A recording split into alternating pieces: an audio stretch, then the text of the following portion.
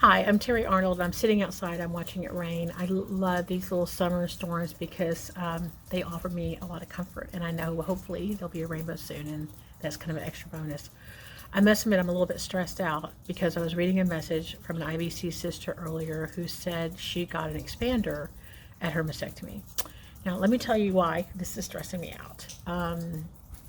With inflammatory breast cancer, they do a non-skin sparing radical mastectomy, which they take all the skin away. They actually scoop in deep to get that breast tissue away and take out all the nodes. And when you get an expander, you are then not having instant reconstruction, which I know women are told that delayed reconstruction is important, but I think that's where it gets confusing for patients. They're told, oh, you get an expander, we can do the fill later. Well, here's the problem. You've got two things now going on that don't really complement each other very well. The patient's going to get radiation in about 4 weeks, and radiation hardens that skin. Think beef jerky. Hardens it, makes it tight and dry. I was showing someone earlier about the skin right here on my body where it is darkened from radiation 16 years ago, still to this day. I had to put lotion on a lot to keep that skin pliable because it has been damaged.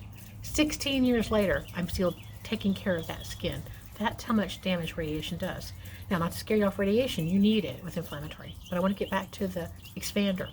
These things do not complement each other because that hardened, radiated beef jerky skin is not going to stretch when you put that fill in there. Think a little water balloon, you're filling it up. It has a tendency to tear, and you're not going to come out not only with an attractive outcome, you could end up with a tear that doesn't necessarily heal, and that can be a big mess. The other problem about having an expander, and I know the radiologists can work around it, but they will tell you they would prefer not to, because we want plan A, not plan B or plan C, is that not only do you have a large field for radiation, you have a depth of field, and you now have an expander that is compromising that depth of field.